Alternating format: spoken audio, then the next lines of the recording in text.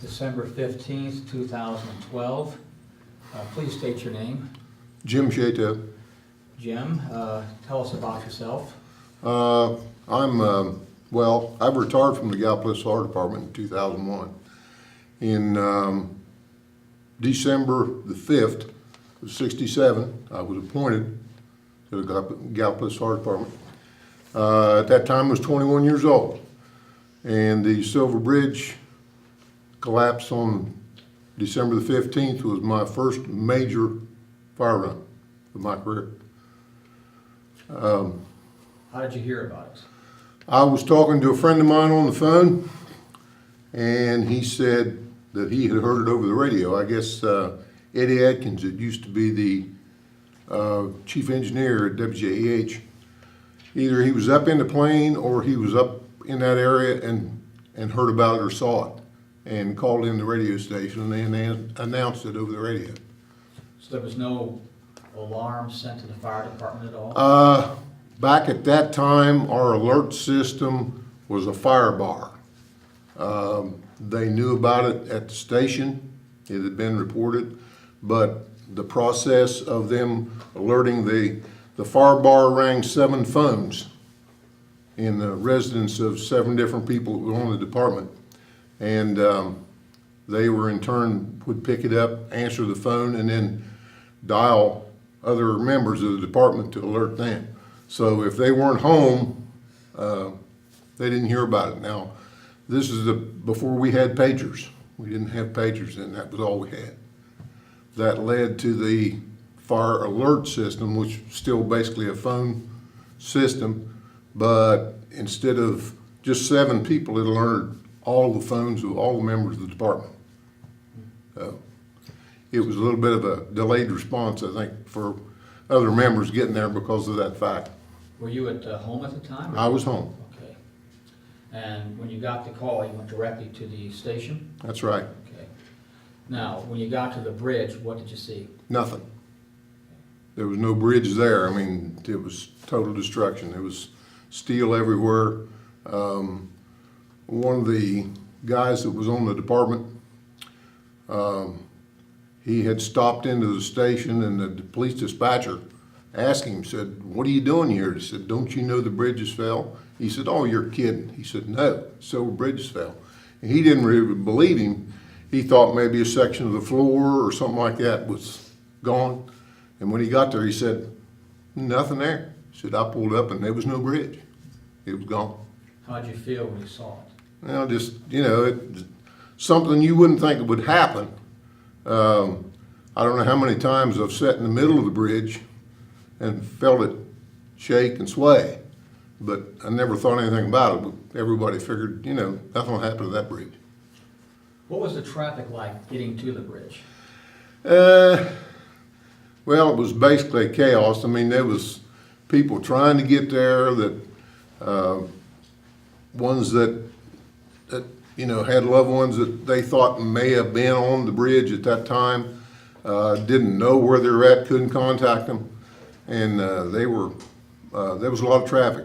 The assistant chief at the time, Silas Hamilton, had one of the trucks and a boat behind it, and basically what he did was just put it on the center line and used a siren and tried to get people to spread so he could get there. Now, when you got to the bridge, what was your responsibility? What did you see? What were you assigned to do? We were looking for survivors, people that, of course, most of the ones that had been hurt and were still alive had already left and been taken to the hospital. But we were looking for other survivors, people that were injured that they didn't find. Basically, body recovery of the ones that were trapped. We found, John Taylor, who used to be the police chief of Gallipolis, he found a guy, he was walking by a semi-truck, a McLean semi. The driver was dead in the truck. Of course, he was about halfway hanging out the door. And he walked by and he said, "Well, it doesn't look like anybody in that one. Looked like he's gone." and his co-driver was in the sleeper. And he was trapped between the mattresses in the sleeper. And he said, "Hey, I'm in here." And they found him alive. They got him out. How did it affect you? Well, at the time, as young as I was, I didn't really think a whole lot about it. And after you get to thinking about it, it's hard to believe that loss of life, would happen. And you don't think it's going to happen around here. You wouldn't think anything like that would happen here, but it did. Any other remembrances you want to tell us about what you experienced? Well,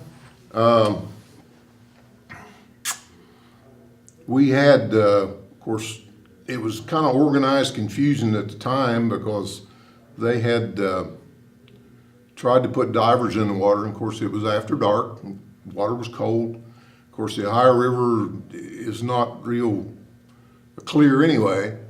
So divers couldn't do anything, couldn't find anything, couldn't see anything. So they pulled them out because it deemed it wasn't safe. And basically, just trying to get things organized, we set up generators to provide light so they could look to see what they were doing, help trying to remove some of the steel and look for more survivors. They had 3 telephones set up along some of the steel that was laying there. And one of the firemen that was working there, the telephone rang. He picked it up and answered the phone, said hello, and evidently whoever was on the other end said, "This is the BBC in England." He said, "I don't know nobody in England," and hung the phone back up. So it was one of those things that, and one of the firemen, Gary Wallace, he's a good friend of mine, he opened up a car, and the guy was in the car, had been crushed, and his skull was crushed, and his brains ran out on his shoes. And after that happened, from that day on, he couldn't stand the sight of spaghetti. Couldn't look at it, couldn't even be around it.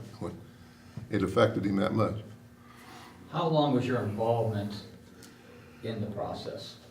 At the time, I was working at GSI, which is now GDC, and when the state declared it a disaster, anybody that worked for the state, if they were in emergency services or had something affiliated with that, could go to the bridge and work just like they were going to work at the state.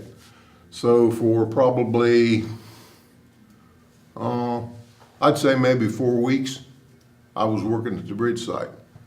We started out dragging, of course, all of the area fire departments and a bunch of volunteers started dragging the river. Of course, with all the bridge steel and everything that was still in there, we had problems. We kept getting hooks caught, and we weren't having much luck. They had tried to begin with, MT Epling had some river cranes that they were trying to lift steel with, and they weren't heavy enough. Some of them, the steel that they hooked onto, they tried to raise it. It was taking the crane underwater. So they called Dravo and brought, I think, 2 steam cranes down from Pittsburgh. And they tried, and they were a whole lot bigger than what Epling had, and they were doing the same thing. So that's when they brought hard hat divers in to cut steel up. And they got some of the steel out. We went back to dragging. I guess basically the Corps of Engineers said, "We think we got it all," but they didn't have it all. And the citizens around, the people that had relatives that were on the bridge, that they knew were on the bridge, they said, you got to do more. So they came back a second time and got more steel out. And once they started bringing more steel out, then they found more bodies. We drove the river probably every day for 2 to 3 weeks steady. The first day after the bridge fell, they were doing dragging operations, but they also were patrolling the banks, looking for bodies that may have come up and floated down. But after that, it was a major dragging operation. How long did it take to get the situation back to normal? You mean? Well, you have, let's say, till a new bridge was established, to, you know, your activity, not only as a fireman, but as a citizen of Gallipolis. Well, of course, when the bridge fell, it had river traffic blocked. I mean, it was obstruction to the river traffic, so they were trying to get it out, you know, and get it straightened up. It really had things snarled because that was a main artery between Point Pleasant and Gallipolis, and then, of course, it also straight to Charleston too. And with it out, you either had to go to the Pomeroy Mason Bridge or you had to go to the 6th Street Bridge in Huntington to get across the river. It was the two closest places. They had a trolley car on the railroad track that they were taking people back and forth across. That lasted for a while, and finally they got a ferry in to carry, of course, cars and trucks across, which helped. They started out with one and ended up with two finally. That made a big difference, but still wasn't like the bridge. And I don't know exactly when they did finish the new Silver Bridge, Memorial Bridge, but that made a big difference when they got it done. Now, you were 21 when you were in the fire department. That's right. Is this the pinnacle of what your service was like? Is this the most memorable thing that you? Well, I've been on a lot of runs. This probably was most loss of life of any of them I was on. I've been on, you know, of course, I was on the one when the courthouse burnt, all the major ones they had, and before I retired. So this is probably the major, most loss of life of anything we ever had. And it's been with you for 45 years. Today's the 45th anniversary. Yep. And in many respects, how do you think it defines part of the history of the area? Well, I'd say it probably put us on the map, because you'd say, and over the years, people have kind of forgot about it. You'd mention a town and they'd say, well, that's where that bridge fell. You know, it kind of put this area really on the map. Made people know, you knew where it was at. Anything else you'd like to tell us about your experience? Well, there's a lot of things I can tell. Some stuff I can still remember. Things that you think about, and later on you'd think, well, maybe I should have said something about that. But it was just really a major operation. Whenever they declared it a disaster, the state brought their mobile command center down. It sat down to the public use area for I don't know how many weeks. They used it as basically a headquarters staging area for everything. When we were first started the dragging, we had all kinds of people donating gasoline, oil, coming in saying, hey, I've got a boat, I can help drag. In fact, they needed more drag hooks, and they had contacted Coyote Creek Power Plant. They said, you tell us what you need and how many, and we'll build them. So basically the whole area just came together to help. It was one of those things that, everybody wanted to do something. Wonderful. Did you talk to anybody that was on or near the bridge, ready to go across that survived? One incident, which we didn't know at the time, I think the first or second day when we were running the riverbanks. We were down at the park front, me and another fireman, and there was two of us in the boat, and we had come back in to get more gasoline. Guy walked up and he said, "Hey," he said, "can I help?" I said, "Well, sure, we use an extra set of eyes because we were looking riverbanks and see if there was anything we could find." He said, "You care if I go along?" I said, "Yeah, get you a life jacket. You're more than welcome." So we made a couple of trips up and down the river and then back up the West Virginia side and pulled back into the dock, and we was going to eat. He said, "Well, we told him appreciate the help." He said, "Okay, so see you later." One of the guys come up and he said, "What are you doing with him in the boat?" I said, "What do you mean? He offered to help." We didn't really know who he was. Everybody was offering. He said, "That's Howard Boggs." Said his wife and little girl in that river, and he was the only one that survived. So he was with them? Huh? He was with them when it went down, or? Oh yeah, he was in the car. He said he was one of the ones that said he really don't know how he got out. He said when he come to himself, he was in the water. He was in the river. So, Was this day and night operations for cleanup for a while, or did they? Most of the stuff that they did was in the daytime. Because the river was so muddy and stuff like that, and then of course, they had a lot of stuff that they had to deal with, especially around the bridge. Most of the dragging operations and stuff like that was daytime. And you also had the problem of it being winter, and so Oh, yeah. December, so the daylight hours were Right. not that long. No. Right? No, it was pretty much restricted as far as the cold. It was cold out there, and of course you're trying to drag and getting water coming in the boat as far as pulling off the ropes, and fingers are cold, your feet's cold, and it was kind of a hard operation to do, really. Since then, you've had people, let's say, you've met, and how has that been afterward as far as meeting people who may have lost someone over the years that you've come across?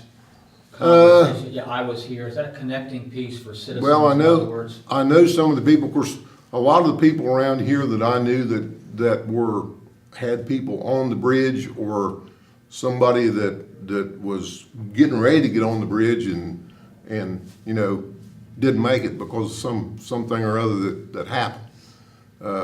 But everybody remembers this. I mean, the people that are local around here, they all remembered if they were old enough to remember when it happened.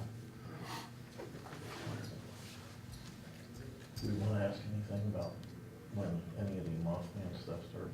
No, he's not lost that person. I just wondered when that. But we can ask you that. There's been, for our folklore people, okay, we have individuals that talk about Chief Cornstalk's curse, as well as, let's say, Right. seems to be dispelled because of the technical evidence of the bridge collapsing, as well as the Mothman. So what are your feelings about that? Well, of course, we were around when it happened, and we went over in the TNT area just like everybody else, looked around, So it was one of those things that a lot of people thought, it was a hoax. Some of them believed it, some of them didn't. There was really no real evidence that it was just a folklore. Had you heard anything about that before the bridge fell? So when all that talk had started. Yeah.